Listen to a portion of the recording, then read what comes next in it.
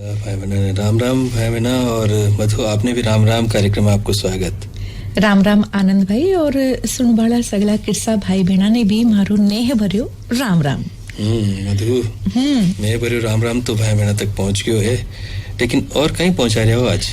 देखो पहुंचाना तो बहुत कुछ है, बिरखा ऋतु है, सुहानो मौसम है और यो जो सुहानो मौसम है यो आपने नहीं बल्कि जीव जंतु जिनावर सब ने ये बहुत ही प्रिय हुआ करे है। सही बात है। आप ई पर पछे चर्चा करछा पण इसे सुहाना मौसम में एक और बहुत ही बढ़िया सी जानकारी मैं अपना जो भाई बहन है पाकताई ले रही हूँ और वह है कि प्रगतिशील जो पशुपालक है अपना सुरेंद्र अवाना जी से। तो मैं चाहूँ कि किरसा भाई बहना ने माथे बासु बात कर आनंद भाई जी पहली जानकारी दिलवाओ आपा। तो ठीक है भाई मधु बहन, आपने जब आदेश कर ही दियो है तो जानकारी लेना। कार्यक्रम सुनने वाले सभी भाई बहनों को राम राम। भाई बहनों, हमारे साथ कार्यक्रम में है सुरेंद्र अवाना जो एक प्रगतिशील किसान और सफल पशुपालक हैं। सुरेंद्र जी नमस्कार, कार्यक्रम में आपका स्वागत। राम राम सभी किसान भाइयों को। और भाई बहनों, सुरेंद्र जी के बारे में हम आपको ये बताना चाहेंगे कि सुरेंद्र जी सफल पशुपालक हैं और डेयरी व्यवसाय से जुड़े हुए हैं और साथ ही साथ जो कृषि से संबंधित बहुत सारे अनुसंधान आपने किए हुए हैं। कृषक भाइयों के लिए कई तकनीकें आपने इजाद करी है जिनसे हमारे किसान भाई बहन अधिक लाभ ले सकते हैं। तो सुरेंद्र जी कार्यक्रम में आपका एक फिर स्वागत। और सबसे पहले हम आपसे ये जानना चाहेंगे कि इस व्यवसाय में, कृषि या पशुपालन के व्यवसाय में आप कब से जुड़े, कैसे जुड़े? देखिए, मेरा मूल व्यवसाय तो मैं शिक्षा के क्षेत्र में जुड़ा हूँ जी। स्कूल और कॉलेज जयपुर में है, लेकिन अब वो बच्चों को संभलाने के बाद 12 दिसंबर 16 को 2 गिर गाय लाके मैंने रुद्र शिवम डेयरी बहराना बिचूण दूदू तहसील में प्रारंभ किया जी। और उसके बाद हर महीने करीब 8-8, 10-10 गाय खरीद के और 50 गाय 6 महीने के अंदर खरीदी और उसके बाद मैंने खरीदना बंद कर दिया। आज मेरे पास फीमेल जो है गिर नस्ल की 200 गायें हैं जी, जिनका दूध जयपुर जिले में 80 रुपए, जयपुर शहर में 80 रुपए किलो देता हूँ और घी है वो 1800 रुपए देता हूँ। इस तरह से मैंने धीरे धीरे इसको बढ़ाया है और वर्तमान में मैं 15 तरह की खेती और पशुपालन मेरे फार्म पे कर रहा हूँ जी, जिसमें मुख्य रूप से ये गिर नस्ल की गायों का है। और गिर नस्ल की गायों के जो दूध और घी है और उसके बाई प्रोडक्ट हैं वो तो बोनस हैं जी। उसके अलावा मैं इसके गोबर से और गौमूत्र से खाद और कीटनाशक बना रहा हूँ। उसके बाद बायोगैस बना के वो 25 आदमियों का जो मेरे स्टाफ हैं उनका खाना बनता है। उसके बाद मैं गोबर से अभी ईंटें भी बना रहा हूँ, जिसके मैंने अभी 4 रूम मेरे फार्म पे ही बनाए हैं और ईंटों के बाद अभी गमले बनाने शुरू किए हैं और आने वाले टाइम में दीपावली पे दीपक भी बनाऊंगा, गोकास्ट भी बनाऊंगा। तो इस तरह से जो पशुधन है उसका दूध के अलावा गोबर गौमूत्र का भी मैं मेरे फार्म पे सदुपयोग कर रहा हूँ जी। नस्ल की अभी आपने बात करी, गिर नस्ल का आपने खास तौर से जिक्र किया। नस्लें तो बहुत सारी है, आपने इसी नस्ल को क्यों चुना? देखिए, पूरे हिंदुस्तान में तो 45 देसी गायें हैं जी और अपने राजस्थान में मुख्य रूप से 4 या 5 हैं, जिसमें गिर है, हमारी थार पारकर है राजस्थान की, और साहिवाल है, राठी है, कांकरेज है। बाकी ये 4-5 नस्ल हैं वो राजस्थान में मुख्य रूप से यहाँ के क्लाइमेट के हिसाब से पाई जाती हैं। हमारे राजस्थान की मूल रूप से तो थार पारकर है, लेकिन गिर भी दूसरे नंबर पे यहाँ बहुत तादाद में 7-8 जिलों में पाई जाती है। ये मूल रूप से तो गुजरात की है, लेकिन यहाँ राजस्थान में 5-7 जिलों में, जिसमें जयपुर जिला भी है, अजमेर भी है, चित्तौड़, भीलवाड़ा और आधा टोंक, ऐसे जिलों में ये गिर पाई जाती है। तो मैंने गिर को इसलिए चुना जी कि एक तो ये शांत स्वभाव की है, नंबर 2 लुकिंग वाइज इसका चेहरा है वो थोड़ा सिर उभरा हुआ है, सींग चंद्राकार है, गल कमल इसकी थोड़ी लंबी है, कान इसके लंबे हैं जो नीचे से टच रहते हैं और खास तौर से शांत स्वभाव की है। और वर्तमान में जो लोग जयपुर के हैं घी दूध की जो डिमांड करते हैं वो गिर नस्ल की मानते हैं। और सबसे मुख्य कारण ये है कि मैं गुजरात से 4 गाय लाया तो वो वहाँ महंगी भी थी और ट्रांसपोर्टेशन भी था, हालांकि वो ब्रीड वाइज ठीक थी।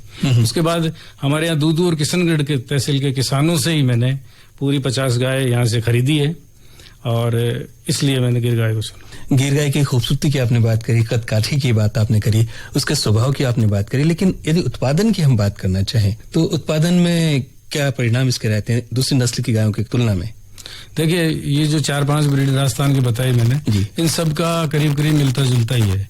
लेकिन हम अगर नस्ल सुधार के लिए काम कर रहे हैं, खासतौर से मैं इसी के लिए कर रहा हूँ। जैसे मैंने बताया कि मैं दूध और घी को बोनस मान रहा हूँ, इसके बाई प्रोडक्ट को बोनस मान रहा हूँ, गोबर गौमूत्र से। और उसके अलावा मैं थोड़ा सा हटके काम कर रहा हूँ कि अभी सेक्स आर्टेड सीमन यूज कर रहा हूँ। तो इससे क्या फायदा है कि मेरे 10 गाय ब्याएंगी तो 10 की 10 बछड़ी लाएंगी, तो मेरी इनकम है वो डबल ट्रिपल होगी। अच्छा। क्योंकि गायों की संख्या मेरी जल्दी 2 दूना 4, 4 दूना 8 बढ़ेगी। और अगर मैं बुल भी है मेरे पास, उसको भी जो गाय रिपीट होती हैं या कोई इस तरह की है जो नहीं रुकती है, उन पे बुल का भी करता हूँ। बाकी 90% में सेक्स हार्टेड सीमन है जो बाइफ का राजस्थान में सबसे पहला मैं किसान हूँ जो मैंने शुरू किया। आज 51 बछड़ियां उस सीमन से मेरे यहाँ हो गई है और अभी करीब 43 है उस सीमन से प्रेग्नेंट हैं बछड़ी। तो इस तरह से नस्ल सुधार के लिए मैं ये कर रहा हूँ, ताकि इससे क्या है कि बछड़े पैदा नहीं होंगे तो उन्हें रोड पे एक्सीडेंट होंगे। खेतों में भी आजकल बछड़े बहुत नुकसान करते हैं। और सबसे अच्छी बात है कि मुख्यमंत्री महोदय ने जो किसानों को बजट से पूर्व बुलाते हैं, उसमें मैंने भी सुझाव दिया था कि साहब ये बछड़ों से खेतों में भी नुकसान हो रहा है, एक्सीडेंट होते हैं और किसान को लॉस भी होता है। तो सेक्स हार्टेड सीमन में यूज कर रहा हूँ बाइफ का, 1050 का आता है और सीएम साहब ने इसको नोट किया। और अभी किसानों के लिए खुशखबरी है कि सरकार के बाइफ के टाइप हो गए, वो लगभग बाकी सब्सिडी गवर्नमेंट देगी और 200 रुपए में किसान को वो सार्टेड सीमन यूज हो जाएगा, उपलब्ध हो जाएगा। इससे किसान को फायदा है कि उनकी गायों की संख्या बढ़ेगी और इनकम भी बढ़ेगी। ये तो बहुत ही अच्छा काम आपने चुना है, खासतौर से बछड़ियों का उत्पादन करने वाली बात। क्योंकि वैसे भी जिस तरीके से आजकल किसान भाई बहन खेती करते हैं तो उसमें जो बछड़ों की तो उपयोगिता खत्म हो ही चुकी है। पहले तो उनका उपयोग हो जाता था, लेकिन आजकल तो खत्म हो चुकी है। तो उस हिसाब से देखा जाए तो ये तो बहुत ही महत्वपूर्ण काम है। तो इसके लिए क्या आप हमारे जो अन्य पशुपालक भाई बहन हैं उनको भी किस तरीके से तकनीकी रूप से सक्षम करवाते हैं? जी हाँ, मेरे यहाँ आप देखिए सैटरडे संडे को 25 से 30 किसान और युवा किसान खासतौर से आते हैं। और मैं उनको यही कहता हूँ कि आप पशुपालन का करें काम, चाहे गाय का करें, भैंस का करें, मुर्गी है, बकरी है, भेड़ है, ऊंट है, घोड़े हैं, ये जो नाम मैंने लिए हैं ये सारे मेरे फार्म पर हैं। तो कोई भी किसान पशुपालन का काम करे, लेकिन उसको अब उद्योग का दर्जा देना पड़ेगा। डेयरी उद्योग, कृषि हो या पशुपालन हो, इसको उद्योग का दर्जा देके और युवा किसानों को पेशेंस रखना पड़ेगा और जल्दबाजी नहीं करें और उद्योग का दर्जा देके इसको करेंगे तो मैं कह रहा हूँ इसमें बहुत संभावना है। हमारी दोनों गवर्नमेंट इस समय हर तरह से मदद कर रही है। अगर युवा इसमें आएंगे तो मैं कह रहा हूँ कि ये घाटे का सौदा नहीं है, लाभ का सौदा है। तो इसमें युवाओं को अधिक से अधिक संख्या में आना चाहिए। बहुत अच्छा संदेश आपने युवाओं को दिया है। लेकिन जो समय चल रहा है तो हर इंसान ये चाहता है कि कम मेहनत में जल्दी से जल्दी कोई रोजगार उपलब्ध हो जाए और अच्छी आमदनी उसकी शुरू हो जाए। खासतौर से यदि युवाओं की हम बात करें तो आप युवाओं को किस तरीके से प्रेरित करते हैं इस व्यवसाय में जुड़ने के लिए? देखिए, युवाओं को मैं ये कहना चाहूंगा, अगर आप जल्दी इनकम लेनी है आपको 2-4 महीने में, तो सबसे पहले आप पोल्ट्री स्टार्ट करें। और पोल्ट्री में भी कड़कनाथ मुर्गा है या हमारे देसी मुर्गे हैं, इनसे शुरुआत करिए। आप हर जगह KVK, राजस्थान सरकार और एग्रीकल्चर यूनिवर्सिटी, इस तरह से बहुत सी जगह हैं, वो चूजे भी, अंडे भी और बड़े मुर्गे मुर्गी सब देते हैं। तो आप वहां से लाइए। आपको 1-2 महीने में ही अंडों से स्टार्ट हो जाएगी इनकम और उसके बाद चूजे बड़े करके मुर्गे बेचिए। और उसके बाद अगर थोड़ा सा आपको पेशेंस रखना है, अगर साल भर में आपको इनकम लेनी है तो आप गोट्री शुरू करिए। इसमें बकरी, जो खास तौर से 3-4 ब्रीड हैं राजस्थान में अच्छी हैं, सिरोही सबसे अच्छी है, मैंने सिरोही को ही चूज किया है। तो इससे भी आप देखिए 14 महीने में 2 बार बकरी ब्याह जाती है। तो आप 25-50 बकरियों से शुरू करेंगे तो एक साल में मैं समझता हूं कि एक छोटा परिवार का पालन पोषण हो जाएगा और कुछ पैसे बचेंगे तो आप अपने बिजनेस को इसको बढ़ा सकते हो। और मैं गाय भैंस के लिए खासतौर से ये कहना चाहूंगी, उसमें थोड़ा सा युवाओं को पेशेंस रखना पड़ेगा। किसान को तो इनकम इसलिए प्रारंभ हो जाती है क्योंकि वो खेत में थोड़ा बहुत पैदा होता है, वो खिला देता है और उसके बच्चे वो सुबह उठ के सारा काम कर लेते हैं। तो आज डेयरी पे दूध देते हैं तो मुश्किल से 25 से 30 रुपए मिलते हैं। तो किसान को वो अपना उसका मेहनताना है वो भी नहीं मिलता है। इसलिए युवाओं से ये कहना है कि थोड़ा इसमें पेशेंस रखें 3 साल तक। और सेक्स सार्टेड सीमन यूज करके ये सभी में आ गया है। सार्टेड सीमन गिर में ही नहीं है, थारपारकर में भी है, साहिवाल में भी है, राठी में भी है। तो वो यूज करके और आप जो बछड़ी पैदा होती है उनको 2.5 साल में गाय तैयार करके लगभग 3-3.5 साल में आप इस तरह से दूध और अपने घी से पूरा खर्चा निकाल सकते हैं, और वो एक एक्स्ट्रा इनकम जो आप महीने में 2 लाख से 5 लाख तक की कर सकते हैं। हम ये जानना चाहेंगे, क्योंकि आपके पास तो डेयरी भी है और खुद अनुसंधान भी करते रहते हैं, नए नए तरीके अपनाते रहते हैं उत्पादन बढ़ाने के लिए, चाहे वो पशुपालन से जुड़ी बात हो या कृषि से जुड़ी हुई बात हो। तो युवाओं की हम बात करना चाहेंगे, क्या युवाओं को प्रशिक्षण देने के लिए आपके पास कोई व्यवस्था है? क्या आप प्रशिक्षित करते हैं युवाओं को? जी हाँ, मैं अभी वैसे ट्रेनिंग तो नहीं दे रहा कोई चार्ज लेके जी। अभी तो 2 घंटे 3 घंटे आते हैं तो मैं पूरा आईना दिखा देता हूँ, क्योंकि आज जयपुर जिले में पिछले 5-7 साल से देख रहा हूँ 10 डेयरी हर साल खुलती हैं, उसमें 8 बंद हो रही हैं, और जो भी चल रहे हैं हम लोग सब संपर्क में। तो युवाओं को एक तो मैं आईना दिखा देता हूँ, भाई इस तरह से आप जल्दबाजी करोगे कि 10 गाय लाए और 10 लीटर दूध और 100 हो गया, और फिर धीरे धीरे वो एक दिन 0 हो जाएगा तो कैसे किस्त चुकाएगा। तो इसलिए मैं इन्हें दिखाता हूँ, उसको पैसेंस रखना पड़ेगा, इंडस्ट्री की तरह काम करना पड़ेगा।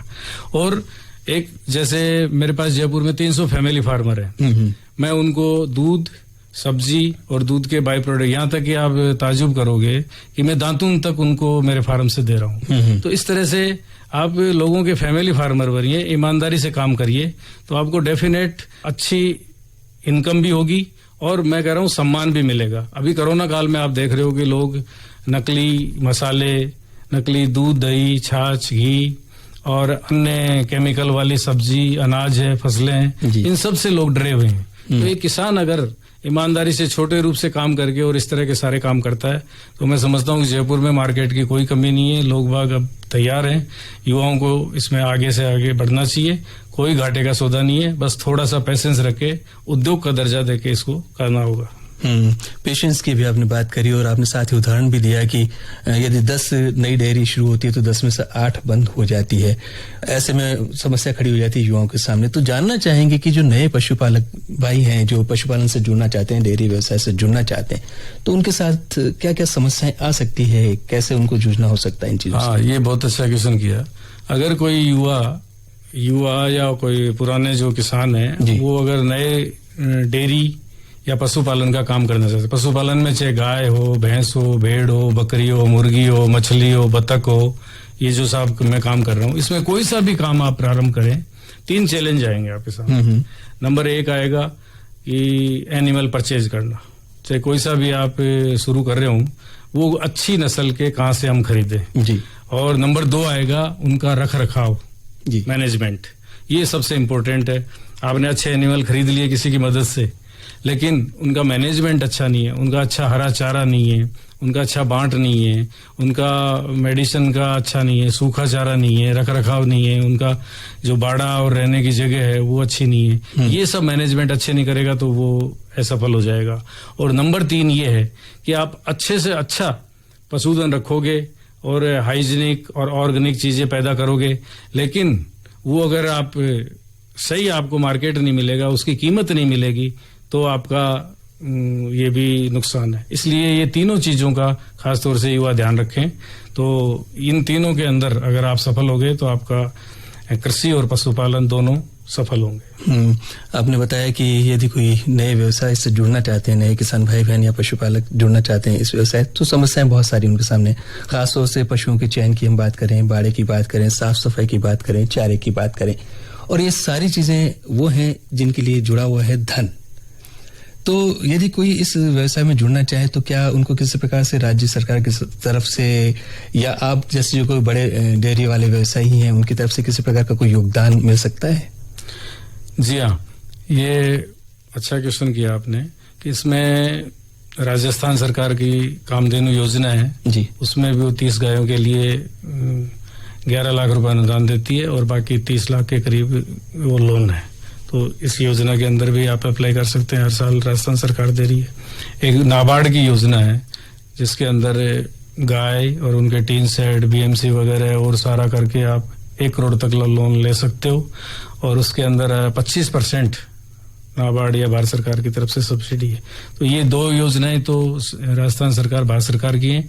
इसके अलावा भी कोई भी किसी भी बैंक से लोन लेके अपना बिजनेस शुरू कर सकता है। इन दोनों में सब्सिडी है, इसलिए ये 2 योजनाएं मुख्य रूप से। तो ये तो बहुत अच्छी बात है। कोई भाई बहन यदि जुड़ना चाहते हैं इस व्यवसाय तो उनको जरूर इस चीज से लाभ होगा आपकी इस जानकारी से। अवाना साहब, जानना चाहेंगे क्योंकि आप तो इतने समय से काम कर रहे हैं और एक अच्छा नाम कमा चुके हैं, बहुत सारे सम्मान भी आपको मिले होंगे, कई जगह आप पुरस्कृत भी होंगे। तो पहले तो कुछ आपके अपने सम्मान और पुरस्कारों के बारे में बताएं। देखिए, मैं जब इस व्यवसाय में आया था तो बचपन से ही, लेकिन जब मैंने काम शुरू किया तो मुझे, सही कह रहा हूं मैं, मुझे पता ही नहीं था कि पुरस्कार भी मिलते हैं और सम्मान भी मिलते हैं। और आज ये है कि मुझे 4 नेशनल अवार्ड मिल गए और 4 स्टेट के अवार्ड मिल गए। और अभी सबसे अच्छी बात है कि मैंने भी सुझाव दिया था मीटिंग में सीएम साहब को और कृषि मंत्री जी को कि ये कुछ पुरस्कार देते हो जो बड़े बड़े मेरे जैसे किसान ले जाते हैं। तो इस बार अच्छी शुरुआत की है कि हर पंचायत में 2 पुरस्कार मिलेंगे पशुपालकों को और हर जिले में 2 मिलेंगे और स्टेट लेवल पे भी 2 मिलेंगे। तो ऐसे कुल मिला के करीब ये 300-325 पुरस्कार हैं। तो ये बहुत अच्छी शुरुआत की है और मुझे भी बड़े अवार्ड मिले हैं। तो और नगद के रूप में स्टार्टअप योजना से मुझे 18 लाख मिले हैं और जो अभी कामधेनु योजना है इसमें मुझे 11 लाख रुपए मिले हैं। उसके अलावा जितने भी 8 अवार्ड मिले हैं, किसी में 1 लाख और किसी में 51,000। तो इस समय ये बहुत अच्छा है, दोनों सरकारें भी मदद कर रही हैं और युवाओं को बहुत सम्मान भी मिलेगा। जिसके ऑर्गेनिक और हाइजीनिक किसी भी तरह का प्रोडक्ट जाता है वो आदमी और उसके परिवार वाले बहुत दुआएं देते हैं कि हमें अच्छी चीज मिल रही है, बस ईमानदारी से इस कार्य को करना हो। ये तो आप जैसे जो व्यवस्थित किसान भाई बहन है या पशुपालक हैं उनके लिए, युवाओं के लिए हम खास तौर से जानना चाह रहे हैं, क्या युवाओं को प्रोत्साहित करने के लिए कोई ऐसे पुरस्कार योजनाएं हैं जिसके कारण से युवा जुड़ सकें जल्दी से जल्दी? जी हाँ, ये जो मैंने बताया जी, ये अभी पंचायत लेवल पे छोटा युवा जो 10 गाय से भी शुरू करता है, 10 बकरियों से भी करता है, पंचायत लेवल पे ये पुरस्कार उन युवाओं के लिए है। उसके अलावा भारत सरकार की एक स्टार्टअप योजना है, उसके अंदर भी कृषि और पशुपालन से जुड़े हुए अगर कोई नवाचार करता है तो 5 लाख की योजना भी है और 25 लाख की भी है।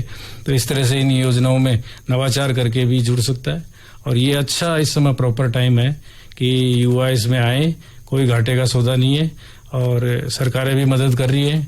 और कोरोना काल के बाद लोगों में भी जैविक और अच्छा हाइजीनिक ऑर्गेनिक चीजें लेने के लिए मार्केट बहुत अच्छा है। जैविक का जैसे अभी आपने बताया भी था कि ये महंगा थोड़ा सा पड़ता है एक आम आदमी की, यदि हम बात करें जी। तो दूध मान लो कोई खरीदना चाहता है तो एक जो डेयरी से हमें दूध मिल रहा है, जो दूसरी हमारे सरकारी डेयरियां उनसे मिल रहा है, और एक जैविक दूध हम खरीदते हैं तो उसके रेट में बहुत अंतर होता है जी। तो एक आम आदमी तक इसकी पहुंच बनाना क्या इतना आसान है? देखिए, मिडिल क्लास तक और आम आदमी भी इसको ले सकता है। ठीक है, आप चाय के लिए या दूसरे और के लिए आप डेयरी का यूज कीजिए, लेकिन बच्चों को अगर पिलाना है और बुजुर्गों को खास तौर से, क्योंकि जो इसका गायों का दूध है, बकरी का दूध है, ऊँटनी का दूध भी मैं देता हूँ जयपुर में, ये सब सुपाच्य है और पौष्टिक है। तो बुजुर्ग और बच्चों के लिए बहुत अच्छी चीज है। तो आप पाव भर आधा किलो लीजिए बुजुर्गों और उनके लिए।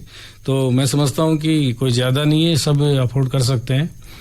और जयपुर के अंदर बहुत अच्छे मार्केट है, मिडिल क्लास और उससे लो वाले भी चाहें तो थोड़ा थोड़ा आप यूज ले सकते हैं।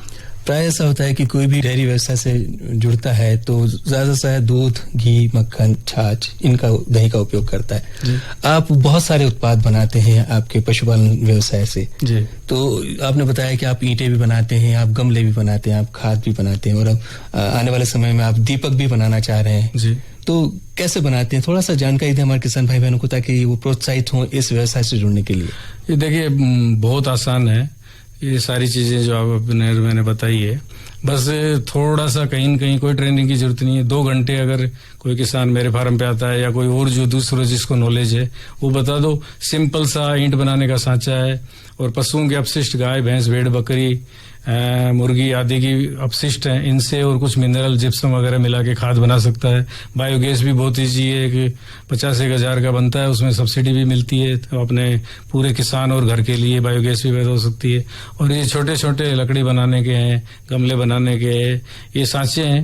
अगर कोई पैसा खर्च कर सकता है तो 25-30 हजार के अंदर आ जाएंगे, नहीं तो छोटे छोटे आप किसी भी बिल्डर से बस जाके बना सके और आसान है। तो इस तरह से अपशिष्टों का और खासतौर से गाय, देसी गाय के गोबर के आप ये सारे प्रोडक्ट बना के इससे भी थोड़ी थोड़ी आप इनकम ले सकते हैं। क्या बाजार में इसकी मांग है, आप जो बनाते हैं? बिल्कुल। अभी देखिए, पिछली बार तो दीपावली के ऊपर सब इतना माहौल बना था कि देसी गाय के गोबर से बने हुई दीपकों से दिवाली मनाएंगे। और खाद तो आज भारत सरकार और राजस्थान सरकार जैविक खेती को बढ़ावा दे रही है, और जैविक खेती बिना ये जो पशुधन है, इनके बिना जैविक खेती संभव ही नहीं है। केमिकल की खेती हो सकती है, लेकिन जैविक खेती का जहाँ नाम आता है वहाँ ये जो पशुधन है 5-7 हमारे, इनके अपशिष्ट से ही जैविक खेती, इनके गोबर और मूत्र से ही जैविक खेती संभव है। आप पशुपालन के साथ साथ कृषि अनुसंधान से भी जुड़े हुए हैं जी। तो जानना चाहेंगे, कृषि अनुसंधान से संबंधित किसान भाई बहनों के लिए आपने कौन कौन से कार्य किए हैं और कैसे हमारे किसान भाई बहन लाभान्वित हो सकते हैं? देखिए, पशुपालन के कार्य के अंदर सबसे इम्पोर्टेंट होता है हरा चारा जी। और मेरे पास मेरे फार्म पर 25 तरह का बहुवर्षीय हरा चारा है। ये बो दिया काट लिया ये वाला नहीं, बहुवर्षीय का मतलब 5 साल से 80 साल तक का, वो भी 25 तरह का। 25 तरह का। और इसके लिए ICR की AGFRI झांसी के अंदर जो अनुसंधान केंद्र है राष्ट्रीय चारा, उन्होंने 1 नवंबर 20 को मुझे सम्मानित भी किया है, पुरस्कार भी दिया है। तो ये मेरे फार्म पर उनके डायरेक्टर और साइंटिस्ट आए थे, उन्होंने देखा। और मैं सबसे ज्यादा इस समय नेपियर घास है जो 3-4 तरह का मैं मेरे यहाँ लगाया है, और प्लस मैं कम से कम भी 600-700 किसानों को, राजस्थान और हरियाणा किसानों को निःशुल्क नेपियर घास दिया है। अच्छा। और पशुपालन है वो बिना हरे चारे के संभव नहीं। आपके पास हरा चारा अच्छा है तो आप 25% आपके बांट जो है आपका दाना है उसको कम कर सकते हो। मेरे यहाँ अजोला, नीम, अर्डू, सेंजना, सैतूत, पिलकन और सुबबूल, नेपियर, ये बहुवर्षीय चारा है। ये मैं किसानों को सिखाता भी हूँ, बताता भी हूँ, और बहुत इजी है, इसमें कोई खर्चा नहीं है। एक बार लगा दो और छांग के काट दो। और ये औषधि है, जैसे मोरिंगा है, सेंजना, ये आदमी को खाने को इसकी फली और ये नहीं मिलती। इस पृथ्वी पर सबसे ज्यादा गुण है तो सेंजने में, वो मेरी गाय खाती है। एलोवेरा मेरी गाय खाती है, नीम मेरी गाय खाती है, अजोला मेरी गाय खाती है। तो दूध थोड़ी अमृत है वो। तो किसान भाइयों से मैं कहना चाहूंगा कि ये मैंने इजाद किया है, कोई भी चाहे तो नेपियर मेरे यहाँ से ले सकता है, बहुवर्षीय चारा। उसके अलावा मैंने अभी फ्रूट कैफेटेरिया शुरू कर रहा हूँ बागवानी में, नर्सरी भी मैंने स्टार्ट की है, 12,000 फलों के पौधे हैं। तो किसान इस तरह से, इसकी प्रोसेसिंग यूनिट भी लगाऊंगा आने वाले टाइम में। जैसे मेरे यहाँ VNR 1 kg अमरूद हैं तो उनकी प्रोसेसिंग यूनिट लगाऊंगा। तो ये मैंने 5-7 अनुसंधान किए हैं। कोई भी किसान भाई अगर देखना चाहे तो सहर्ष उनका स्वागत है। हाँ साहब, चलते चलते कोई संदेश हमारे सभी भाई बहनों के लिए जो इस कार्यक्रम को सुन रहे हैं? किसान भाइयों को मेरा यही कहना है कि ये इस समय जो कोरोना काल के बाद समय है, ये कृषि और पशुपालन का बहुत अच्छा समय है। और अभी आप इसको थोड़ा सा पेशेंस रख के और इंडस्ट्री का दर्जा देना होगा। दोनों सरकारें मदद करने को तैयार है। आप इंडस्ट्री का दर्जा देके इसको करिए, आपकी अपनी प्रोसेसिंग यूनिट लगाइए। और जो, जैसे मैं एक छोटा सा उदाहरण दूंगा कि आंवला है 15 रुपए किलो किसान बेचता है, अगर उसमें 35 रुपए जोड़ के चाशनी और थोड़ा सा मेहनत करे तो वो 100 रुपए किलो बिकेगा। किसान को प्रोसेसिंग करने से सीधे 50 रुपए की बचत होगी। तो इस तरह से आप टमाटर की, सब्जी की, दूसरे फ्रूट की कोई भी प्रोसेसिंग यूनिट करिए। सरकार 50% सब्सिडी दे रही है हर चीज में। तो आप इसको, इस समय बहुत अच्छा समय कृषि और पशुपालन का, आप इसको प्रारंभ करिए। सुरेंद्र अवाना, प्रगतिशील किसान और पशुपालक, आप अपना अमूल्य समय निकाल करके हमारे कार्यक्रम में पधारे और हमारे किसान भाई बहनों को आपके अनुभव से जो लाभान्वित किया है उसके लिए आपका बहुत बहुत धन्यवाद। तो आनंद भाई जी, प्रगतिशील पशुपालक सुरेंद्र अवाना जी से बातचीत कर थे अपना जगह करसा भाई भेड़ने वाले बहुत ही चौखी और महत्वपूर्ण जानकारी दिलवाई हो। अब करसा भाइयों से निवेदन है कि ये जानकारी ने सुनना ही को नहीं, केवल इन अमल में भी लाना है। बिल्कुल। और बात चल रही बरखा ऋतु री, तो देखो बरखा ऋतु में जिया कि आपने आसपास जगह खाड़ा खौचरा हुए बना समय